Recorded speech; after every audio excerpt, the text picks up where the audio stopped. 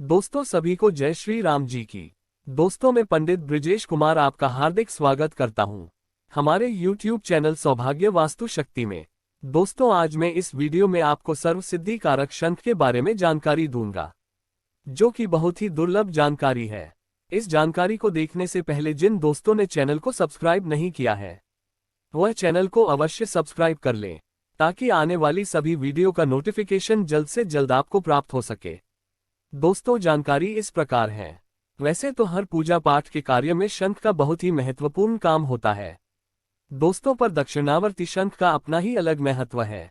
दोस्तों वैसे तो संसार में जितने भी शंख पाए जाते हैं, अधिकतर बाएं तरफ से खुलने वाले होते हैं, लेकिन जो शंख दाहिनी तरफ से खुलता है उसे ही दक्षिणीवर्ती शंख कहते हैं। ये बड़े काम का शंख है तथा दुर्लभ है। ये शंख जितना बड़ा होता है उतना ही लाभकारी होता है। ये शंख श्रेष्ठ शंख कहलाता है। दक्षिणावर्ती शंख समुंदर से निकलता है। ये शंख बहुत ही सुंदर दिखाई देता है।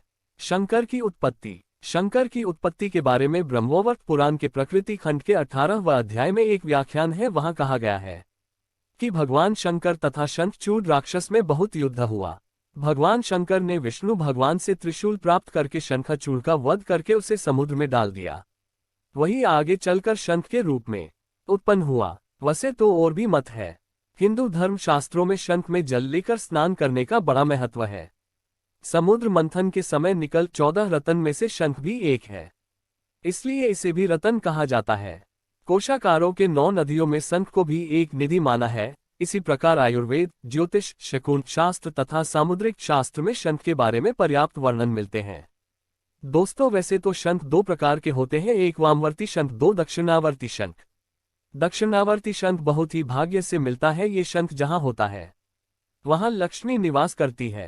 दक्षिणावर्ती शंख के घर में होने से घर में सिर्फ मंगल कार्य ही होते हैं। शंख को पूजा घर में स्थापित करने के लिए सबसे पहले नहा के शंख को दूध, दही, शहद, घी और शुद्ध जल से स्नान कराना चाहिए। फिर चंदन, पुष्प, धूप आदि से पूजा करके स्थापना करना चाहिए। जिस घर में ये शंख होता है, ऐसा हो ही नहीं सकता कि उसे शंख का लाभ न मिले।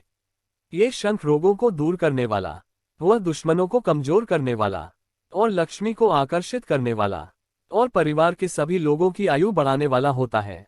इस एक शंख में सारे तीर्थ श्री हरि विष्णु की कृपा से विराजमान होते हैं और शंख ही कुबेर के स्वरूप है, इसलिए इसमें स्वयं मां लक्ष्मी निवास करती है। इसके मात्रा दर्शन करने से ही आपके सारे दोष नष्ट हो जाते हैं। इस शंख को रखने का सबसे बड़े कारण है धन। ये धन को खींचने की सामर्थ्य रखता है, क्योंकि यह स्वयं ही नारायण का रूप होता है और जहां पर नारायण होते हैं वहां पर लक्ष्मी को आना ही पड़ता है। इसके प्रभाव से गरीबी व धन की कमी दूर हो जाती है। ये बहुत ही आश्चर्यजनक परिणाम देने में समर्थ होता है, जो आप सोच भी नहीं सकते। दोस्तों ये शंख देखने में सफेद और बहुत ही सुंदर होता है। इसका मुख दक्षिण दिशा की ओर खुलता है, इसी कारण इसका नाम दक्षिणावर्ती शंख है। कुछ मंत्रों द्वारा इसकी पूजा की जाती है और लक्ष्मी व कुबेर के मंत्रों से सिद्ध करके प्राण प्रतिष्ठा करके पूजन में रखकर यह आपके सारे काम करता है। वह आपका हर दिशा में विकास करता है। इस शंख के प्रभाव से कोई भी बाधा हमको छू नहीं सकती। कोई भी शत्रु हमारा बाल भी बांका नहीं कर सकता। इसकी पूजा करने वालों के यहाँ अग्नि का भय नहीं होता और ना ही लूटपाट चोरी का भय होता है।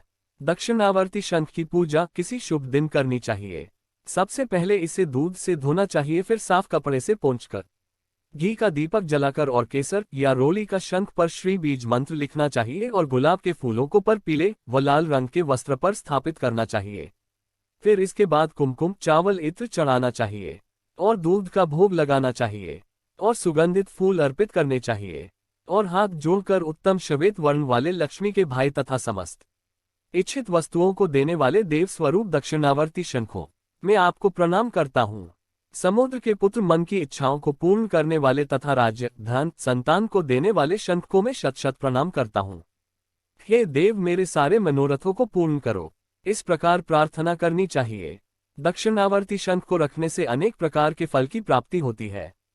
इस शंकर को लाल रंग के वस्त्र में पूजित करके यदि तिजोरी में रख दिया जाए तो घर में हर तरह की खुशहाली आ जाती है।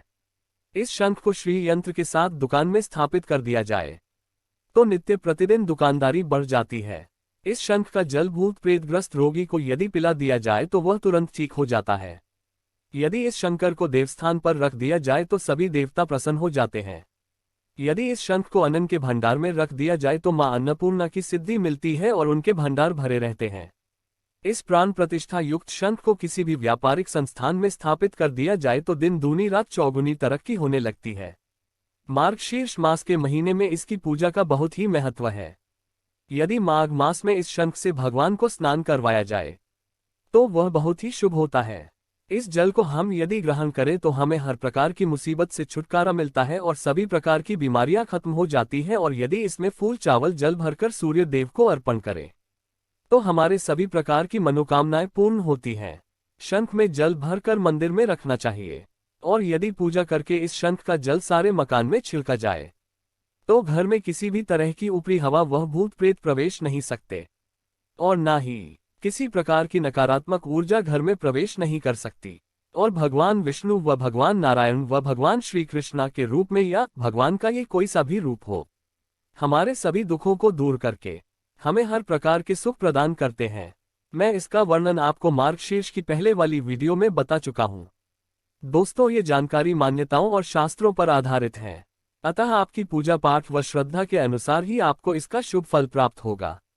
दोस्तों, यदि आप इस शंख की प्राण प्रतिष्ठा करते हैं तो वह मंत्र इस प्रकार है, ओम ह्रीं श्रीं क्लीं ब्लू दक्षिण वर्त शंखाय नमः है। दोस्तों, यदि यह जानकारी आपको अच्छी लगी है तो वीडियो को लाइक व शेयर अवश्य करें, कमेंट अवश्य करें।